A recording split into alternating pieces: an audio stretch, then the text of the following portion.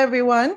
Welcome to yet another Brummet YouTube video. This series is here to help reach our audience in a new and exciting way, and also be able to communicate back to your questions and comments, where we can do it in almost a face-to-face format here, which is a really neat and interesting way to go about this.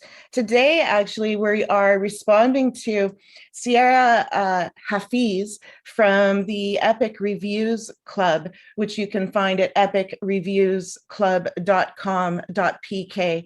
And they, in fact, interviewed us recently, and they asked us if we would mind putting a video together reading from our Trash Talk series. Now, the Trash Talk book series involves two books. In fact, here they are here. These are them. Can you see them?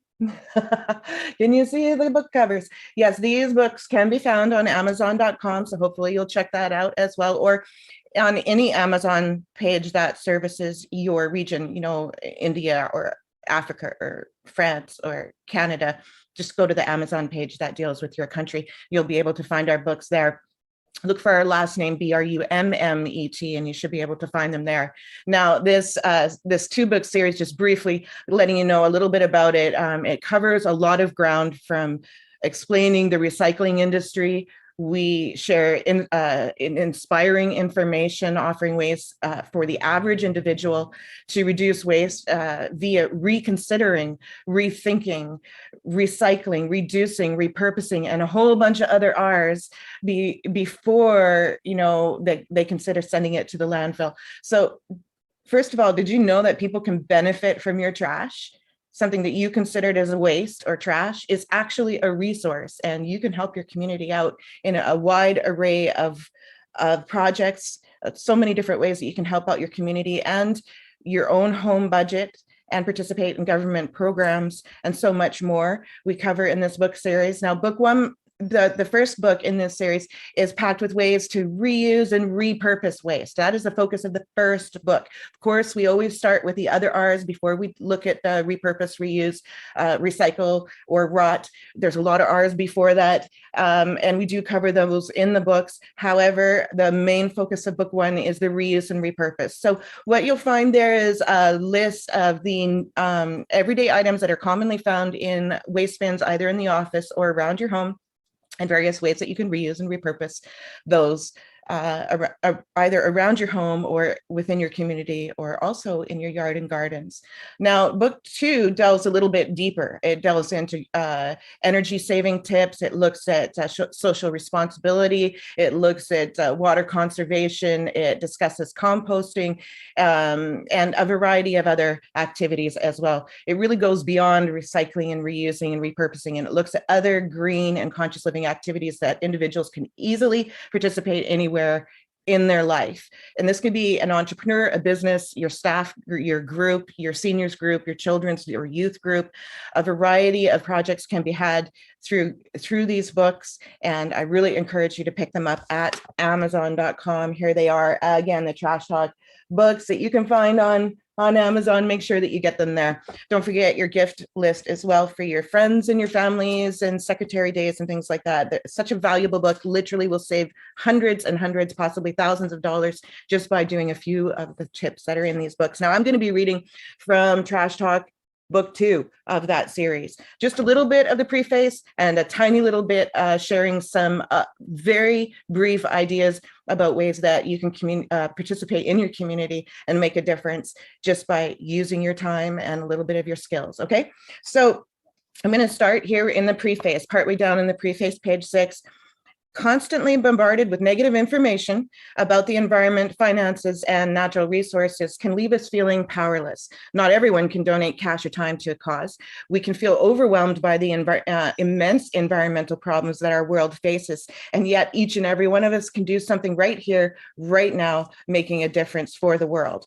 Now, Dr. Jane Goodall's e-newsletter in 2004 did a major study, a very large study, and through that study, they found that 66% of the people polled would do more to conserve energy and protect the environment if they knew that it had a measurable impact. And psychologists have long known that simply performing one small step aids in defining a positive outlook on life and will inspire further participation from the individual, whether it's green living or volunteering, socially responsible activities, any of these types of things. And as we can see from that quote from that newsletter above, mankind has learned a great deal about our impact on the environment and also the toxic behaviors as a society. And through this understanding, our society will evolve, and this book is going to help this happen. Now, here's an interesting excerpt from the Friends of the Earth Europe branch, resource written by resource manager Dr. Michael Warhus, who allowed us to include this quote from him in our book.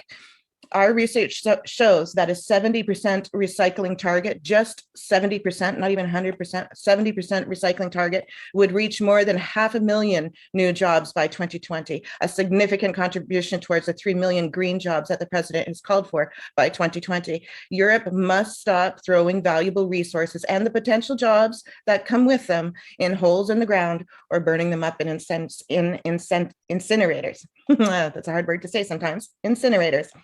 So this really stresses the importance of how recycling has a direct impact on our local economy through job creation alone, not looking at any other aspect of it.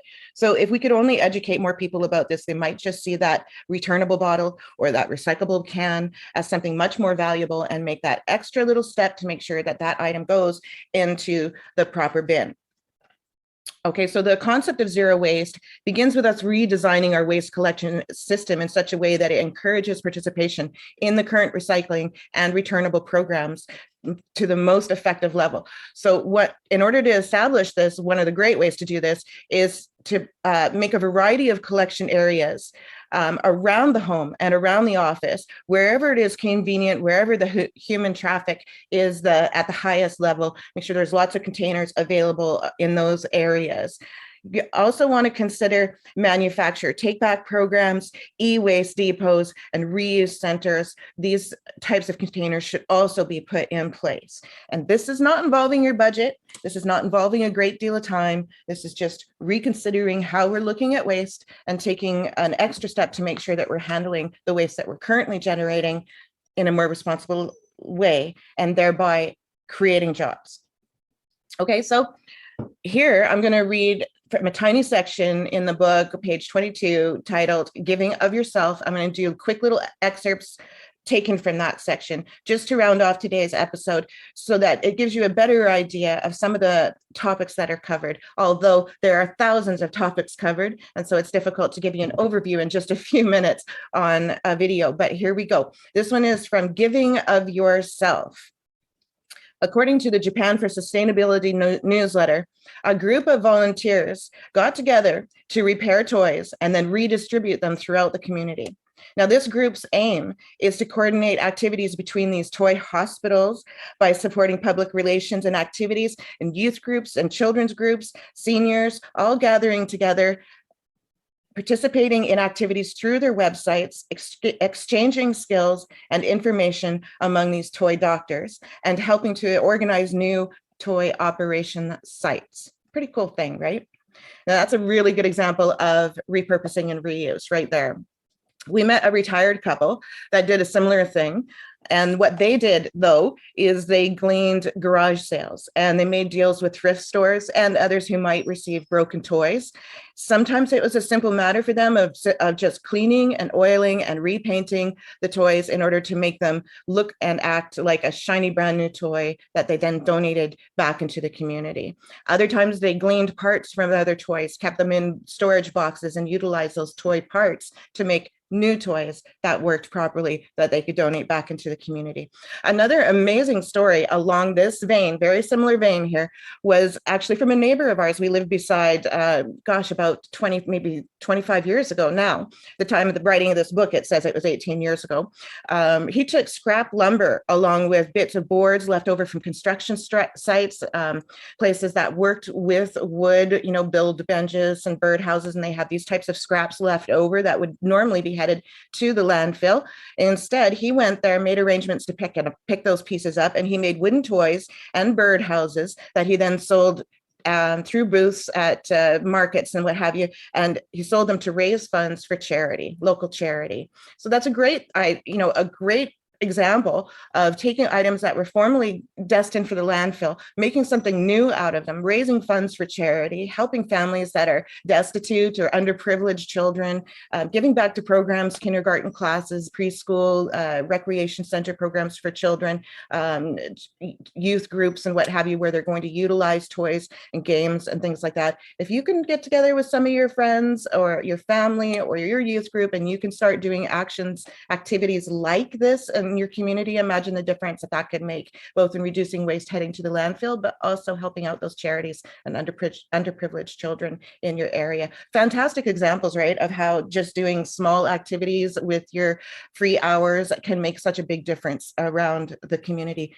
and reduce waste at the same time. So this is the type of encouraging information that are in these books, but of course we talk about every item that you would commonly find in your trash bin among many, many other topics that are included in there, from waste reduction, water conservation, composting, and much more beyond that as well, for green living activities. So hopefully you'll have a chance to check out Trash Talk. It's easy to be green. Our website is brummetmedia.ca.